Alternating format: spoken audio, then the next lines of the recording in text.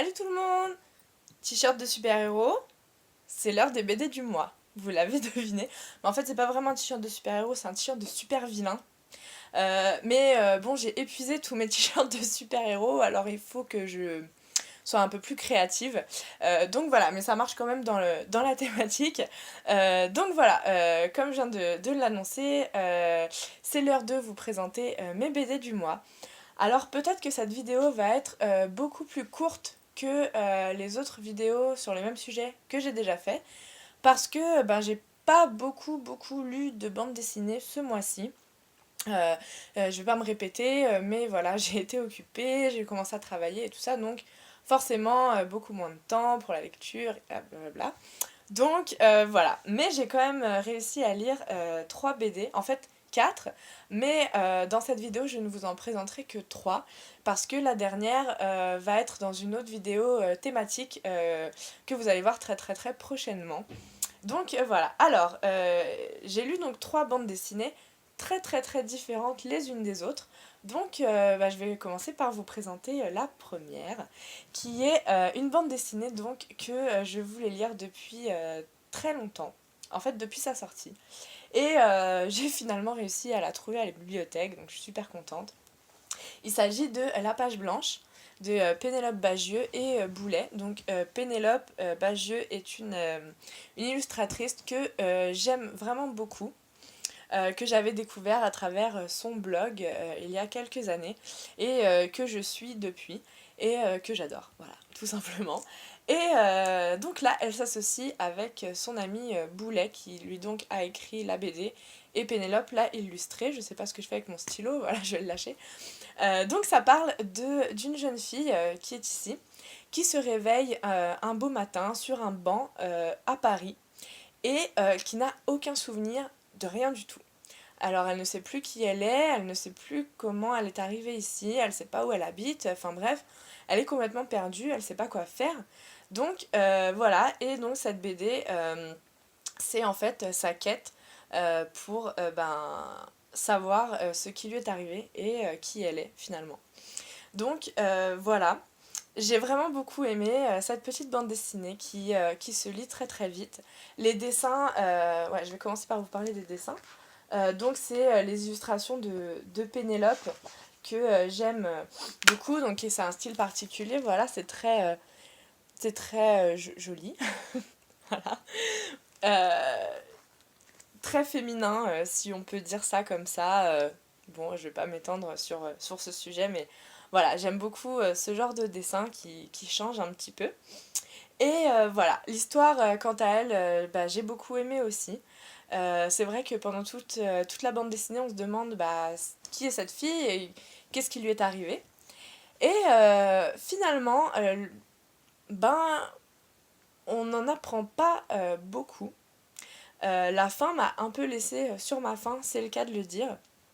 Mais d'un autre côté, c'est quand même une fin très intéressante parce que ça nous donne une petite leçon de vie assez sympathique à laquelle on ne s'attend pas forcément en ouvrant la bande dessinée. Et voilà, j'ai quand même été surprise de façon positive de la tournure que prennent les événements et de la fin. Donc voilà, c'était pas exactement ce à quoi je m'attendais, mais finalement c'était une très belle surprise. Je me suis laissée prendre au fil de l'histoire et tout. Et donc du coup, voilà, j'ai vraiment beaucoup aimé cette bande dessinée. Voilà, je vous la recommande très chaleureusement. Ensuite, la deuxième bande dessinée que j'ai lue, complètement rien à voir, mais sur les bons conseils de mon ami NJ, ça faisait longtemps que je n'en avais pas parlé, eh bien j'ai lu Superman Red Sun, qui est donc un comics de Superman. Donc alors déjà, il faut savoir que je déteste Superman dans la vie. Mais voilà, elle en avait fait une vidéo dont je vais vous mettre le lien juste en bas. Et elle avait réussi à me convaincre de lire cette bande dessinée-là. Et donc en fait, ça se passe à l'époque de la guerre froide. Et donc voilà, je sais pas si vous voyez bien, Mais la faucille et le marteau ont remplacé le S de Superman.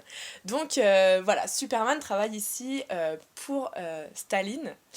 Euh, donc voilà, j'ai trouvé ça assez sympa comme contexte. Je me suis lancée dans cette BD et j'ai vraiment beaucoup aimé. C'est un contexte historique que j'aime assez. Euh, je me souviens qu'au lycée, j'avais vraiment beaucoup aimé cette période. Donc me replonger dedans, bon c'est vrai qu'il y a quelques changements par rapport à l'histoire réelle, mais voilà, c'était un contexte intéressant pour situer une histoire de super-héros. Donc déjà ça m'a beaucoup plu. Et puis voilà, bon bah l'histoire en soi m'a beaucoup plu aussi. Superman qui sauve tout le monde et tout ça, voilà, avec bien sûr des méchants, des complots et tout. Donc voilà, j'ai vraiment beaucoup aimé. On trouve aussi quelques autres héros comme Green Lantern qui est dedans, qui travaille lui pour les États-Unis. Il y a aussi Wonder Woman qui est aussi dedans.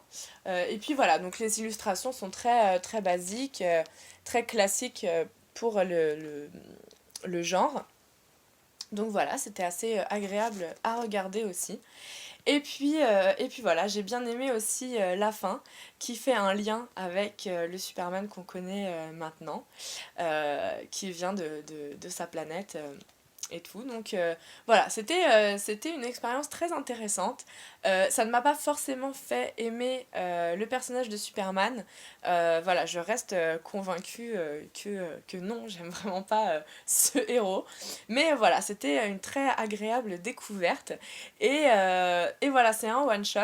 Donc du coup, bah, si vous n'êtes pas familier avec le monde des comics et des super-héros, vous pouvez sans problème le lire.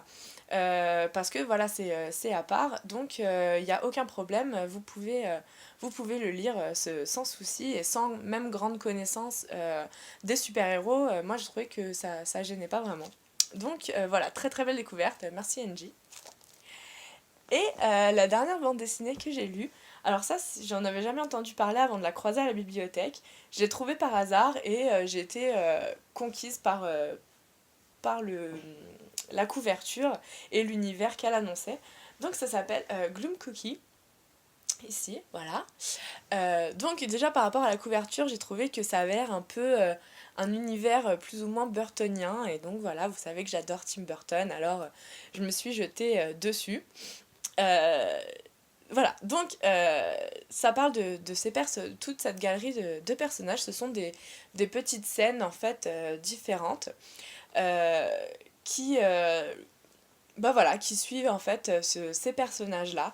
Donc on a plusieurs portraits. Alors ici c'est Lex, donc, qui est amoureuse d'un autre personnage. En fait, je saurais pas trop comment vous décrire cette bande dessinée, euh, si ce n'est que ça pourrait être des scènes tirées de la vie réelle d'une bande d'amis, mais transposées à un univers un peu plus sombre, avec des monstres, bah, pas des sorcières, mais voilà, ce genre de personnages un peu à la Tim Burton. Donc voilà, j'ai vraiment beaucoup aimé. C'est quand même assez conséquent, je pense que ça fait à peu près 300 pages. C'est en noir et blanc. J'essaie de vous trouver des dessins assez représentatifs. Voilà.